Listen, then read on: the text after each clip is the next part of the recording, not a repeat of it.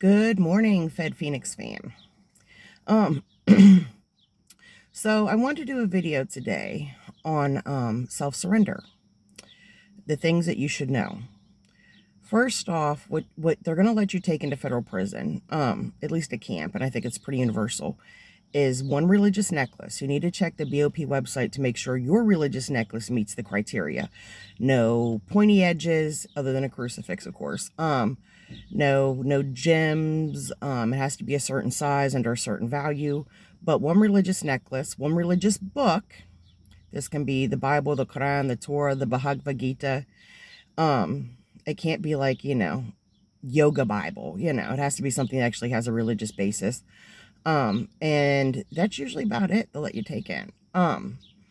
I strongly advise, a lot of people say, well, I'm going to wear extra underwear so I can, have underwear. Some state prisons will let you go in, have so many pairs of white underwear, white bras, or white socks. And people tend to wear, these in layers when they go in, if they're self-surrender to a state prison, because then they already have these things. They get to keep them. You don't get to keep them in the Fed. They're going to strip search you, the whole squat and cough routine. Your clothes, you're gonna have two choices. Either they get sent home, I believe at your expense, or you just donate them. So I highly advise self-surrendering in something comfortable and something that you're happy to just throw away or donate. Also, so what you're going to expect is when you self-surrender, is you'll inform the prison that when you're there, when you're in the parking lot. Sometimes, they'll tell you just come in, it's like the visiting area, the reception area. Sometimes they'll come out and get you. They came out and got me. You will not be handcuffed. You'll be patted down. At that point, I brought in some paperwork with me, which they just took, I wasn't allowed to keep it. And it wasn't even sensitive paperwork. It's paperwork that normally you'd be allowed to have. They did let me keep a contact list. So write up or type up a list of all your immediate contacts. Also, you're going to want to make a copy of that and mail it to yourself at the prison the day you self-surrender. So if they happen to take that list or they lose it somehow, you have another one coming really, really soon. And include phone numbers, emails, and addresses for your people. After the pat down, they took me into the visitation building, because that was the closest building to the gate. There I was strip searched. I was put in R&D clothing, receiving and discharge, which, you don't wear before you leave. Which was basically the uniform, but like stretchy pants and, like a scrub top versus the button up. And some, we called them Jackie Chan's, but little slip-on shoes versus, once you're processed through laundry and you're actually given your prison uniforms, you're not going to be able to keep them Jackie Chan's, and they don't give you shower shoes. You're going to be wearing prison issued boots, which will rip your feet to shit, which is why I always tell people, when you first get to prison, the very first thing you want to do, at least at the camp I was at, when you can access the email system, the True Links, and you should get your PIN number and stuff to do that within a couple of days of getting there, is you want to immediately send a cop out to commissary, requesting your shoes and your personally paid for shoes and boots, because that's how it worked there. You know what I mean? But you definitely want to acquire your shower shoes, your tennis shoes, and your boots as quickly as possible. Now, the shower shoes you can buy at regular commissary. They're just dollar flip-flops. But the tennis shoes and actual boots that aren't going to tear your feet up, you had to send you had to send an email to commissary with your size and the particular boots you wanted, and then you had to wait for them to come in. So you wanted to immediately get on top of that, to minimize the time you spend in those prison issue boots. But so you get your clothes on. There's a lot of paperwork. There's an interview. They're going to ask you a lot of questions. Were you ever abused in your life? Are you suicidal? What medications do you take? You cannot bring your medications with you. You can bring a list of medications. They'll tell you they'll send it up the hill to medical. They probably won't. Even if they do, medical won't accept it, because it came from you, not a pharmacy. Some things that you need to do the morning of your self-surrender is you need to try to acquire beforehand a fax number for any part of the prison you're going to, because it's going to be hard to get one specifically for medical. And you want to ask your pharmacy before you self-surrender, can you please fax to this fax number and put attention medical, or health services unit, a list of my current prescriptions. See, I didn't know to do this, and it really, really, really effed me, because I had to go without really necessary prescription meds, to the point that it's almost a miracle that I walked out of prison instead of, coming out through the hospital. Definitely have your pharmacy fax the day of your self-surrender, fax, the information for your current prescriptions to the prison, or the day after. Ask them to do it the next day, maybe, to make sure that you're in the system as a current inmate.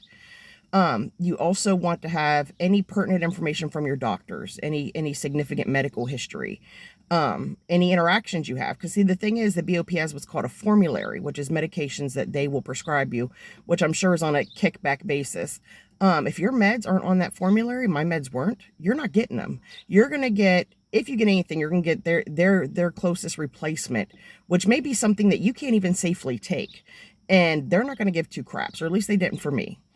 And so if you need a specific medication and you can't have similar medications for any reason, you need to talk to your doctor before you self-surrender. And the day after you self-surrender, have your doctor fax in that information. This is why this person cannot take this medication and why they must have this particular medication. And make sure that happens, because I'm telling you, it could possibly save your life. It'll certainly, if you have medical issues, make your stay a lot smoother. But I'll do a whole video on how to prepare medically for the best outcome in prison. But anywho, so they will they'll do like a, they'll kind of hold you down there after they've strip searched you and put you in your prison clothes. They'll give you your bedding issue. When I came in, we were in quarantine, so it was straight from there to up the hill to your unit. And you just stayed in your R&D clothes. Some people only had one change of clothes. Some people didn't have any underwear or bra for weeks because, they just weren't getting them from laundry. But under normal operations, you would actually, from R&D, from what I'm talking about, where you get strip searched and, you do a bunch of paperwork and stuff. They then send the newbies to laundry. So goodbye, Jackie Chan's, hello, prison boots, where you get your uniforms, and then send you to commissary, which I'll do a whole different video on commissary. But definitely make sure you have money on your books before you self-surrender. And really, I would say a month or so out of your self-surrender, you can start putting money on your books, so it'll be there when you get there. And I highly, highly advise that. If you want to know how much to put on your books, I would say at least $1,000. But if you have a FRP, a financial repayment plan, you want to, if you're not a person with a whole lot of financial means, you want to make sure your judge has already put that, those payments are deferred until after you leave prison, so as to not cause you a hardship while incarcerated, or your loved ones a hardship. And you need to make sure that's in your paperwork. And that's another thing you're going to do, is when you first get there, pretty quick after, you're going to meet with your case manager, who's going to go over, if you have an FRP, a financial repayment plan, how you're, the amount they're going to take out of your commissary account. And the thing is if it's not in there, which you have no control over what goes in really after you're in prison, then you get in trouble. You lose privileges. It's a bad situation. So you want to make sure that it's in what's called your judgment and committal, or your sentencing paperwork, that your FRP is deferred until after your incarceration, if you're not a person who comes from excessive money. And any payments your loved ones make on that, you need to have them send the receipts, not to you, because they won't take anything from you, or from your loved ones. You need to have the clerk of courts fax or mail updated copies of the receipts of your FRP directly to, not to you, because again, no one will take anything from you, but directly to your case manager at the prison. So even if it's deferred, but maybe you have someone putting a couple dollars on it here and there, you want that information to continuously stay updated throughout your paperwork while in prison.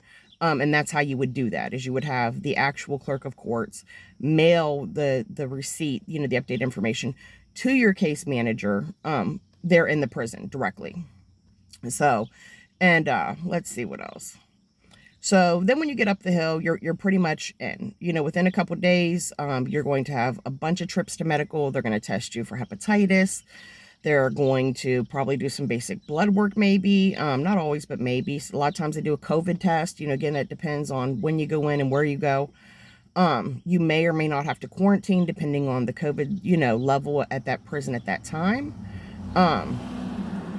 And it's stressful and it's disorienting, because you can't initially, call anybody or do anything.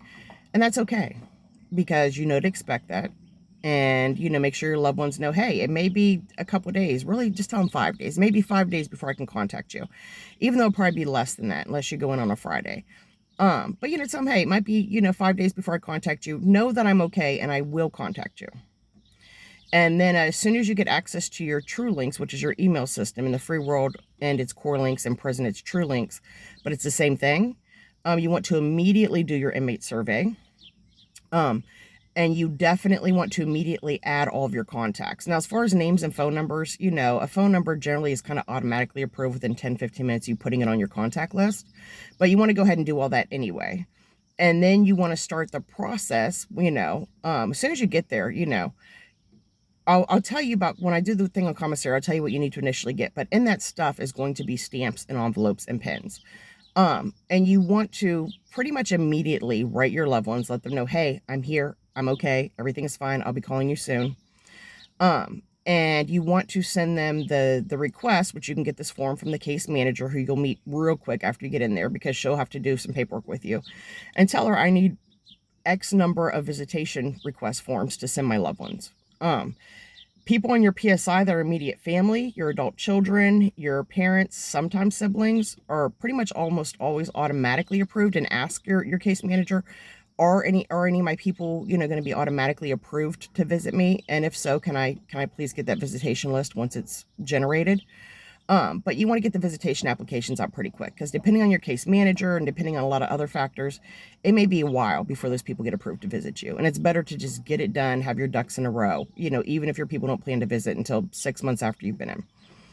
And the visitor application will need to be sent directly back to the case manager from your loved one in the free world, not to you from your loved one, and then you give it to the case manager. They won't accept that. It has to come in the mail directly to them. So that's another thing you want to do as soon as you get there, if you haven't already done it, is establish what is the proper mailing address for the prison. And you want to write down your case manager's name, your caseworker's name, your building manager's name, all the pertinent information that you're going to be needing and your loved ones may need in order to help you have a smooth incarceration and get things done as efficiently as possible when you need them to. It's going to be scary. It's going to be a little intimidating. Especially if you're a self-surrender, you've probably never been to prison. So it's definitely going to be a little intimidating getting in there. It may be emotional. It's not like on Orange is the New Black, where they say everybody cries the first night. I didn't cry the first night. I think a lot of people don't. Some people cry their first 3 months, every single day, all day. You know, particularly in a women's prison. But, you know, for me, I was so ready to just go get my time done and get it out of the way and put this behind me that I was almost happy to self-surrender. Like, I would prefer to not go to prison, period. But knowing that that was inevitable, I was just in a hurry to just get to it. Let's get to it. Let's get it done, because I really want to move on with my life. It's going to be an emotional roller coaster, and there are going to be people who are going to try to take advantage of you, both inside prison and probably outside prison. And I'll make videos also on how to prepare for that and what to expect and how to handle various situations. But that's the gist of when you self-surrender. They say bring your driver's license, birth certificate, and social security card. If you have anyone in the free world you can trust to hold on to those documents for you, have them hold on to them. Or pay for a lockbox at your bank or at a bank, and make sure it's paid beyond the maximum amount of time you'll be in prison, so that those documents are available when you come home. Bring copies. Copies are just as good to them as originals, and then you don't have to worry about the potential of them being lost, because we all know those are very hard documents to replace. So bring copies. Bring a copy of your GED or high school diploma, because if you do not, even if your PSI says that you have a GED or high school diploma, they will make you take GED classes. Quite likely, because they'll say, oh, we can't confirm that you have it, and so until we get the GED or diploma or a copy of it, you got to take GED classes. So you'll see people with college degrees taking GED classes because they didn't bring a copy of their GED or diploma. So definitely bring those documents with you. And breathe through it. Just know this is a slice of your life. You're going to get through it because you have to. And of course, when you first get there, you're new. You're not embedded in the facility or the community at all. And so you're going to feel like an outsider because you are. But in your mind, just tell yourself, this is where I live, and this is where I'm gonna live for X number of months or years. This is my house as much as it's everyone else's. So as much as you respect other people and it's their living space, do not be timid about the fact that it is also now your living space. So, and as I said, you're gonna get through this because you have to. And whatever you're going through is just a slice of your life. So these are my overall tips for self-surrender. You know, it's going to be okay. And I hope that you're like me and you go in with the mind state of this is just inevitable. It has to be done now. And as soon as my feet touch the soil and I'm in their system as an inmate, the clock starts ticking to me getting the heck out of here. So this is a positive step. At this point, if you're self-surrendering, you've been sentenced. At this point, your self-surrender is a step in the right direction. It is a step in putting this behind you, putting this nightmare on the back burner, you know, rebuilding your life. In order to get out of prison and rebuild your life and move on, you have to go through prison. So, you know, it's a huge step. It can be very emotionally trying, but, you know, just try to keep a positive outlook and remember that, you know, you're going to get through it. You are, because you have to. And so many people who are weaker than you, have less support than you, are not as smart as you, are not as tough as you, are not as resilient as you, is not as resourceful for you. A lot of people at a far greater deficit have done this with grace, you know, or with dignity. And so you certainly can as well. And I'll make plenty of videos on how to prepare for prison, financially, emotionally, medically. Medically is a huge one that I didn't realize was as significant as it is. You know, socially, that kind of thing, how to prepare your children for you to go to prison. I'll make videos on all those things. I think I did versions of those videos on my original Fed Phoenix YouTube channel. But those were prior to prison and just based on information of, you know, being a person who's, you know, wrote out bids with other people while they were in prison and talking to people that had recently, you know, left the prison that I knew I was going to. So it is good information, but it's not from personal experience. It's secondhand information. So I'll redo all those videos and all those topics based on personal firsthand information. So I hope that my channel and this video has been helpful to someone. I hope that it offers insight to those who have loved ones that are going through this. And for those who are personally going through this, you know, welcome to the Fed Phoenix fam. You know, we are going to get through it because we have to, and it's just a slice of our life. You know, those are the two things that I repeatedly told myself while incarcerated, prior to incarceration. And even now, less than 3 months out of prison, I frequently remind myself of those things when I hit kind of hurdles and stumbling blocks. So I hope everyone has a great day. Feel free to like the video if you like the video. Feel free to comment. I'm real good about replying to comments, almost, you know, super quick. Please subscribe to the channel if you'd like to see more content. Hit notifications if you want to know when new videos come out. I still do not have full access to my original channel, Fed Phoenix, but which is F-E-D is one word, and the second word is Phoenix, like the bird. Please check that out if you haven't already. But I do intend in the near future to get a hold of Google headquarters and go through the steps necessary to re-maintain control of that channel. When I do, I will switch new content to that.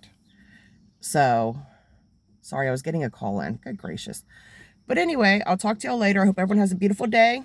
And if you'd like to support the channel, my Cash App is the Phoenix 2020. So that's money sign, the Phoenix is in the bird, T and P are capitalized, and 2020 as in the year. So I hope everyone has a great day, and I will talk to y'all later.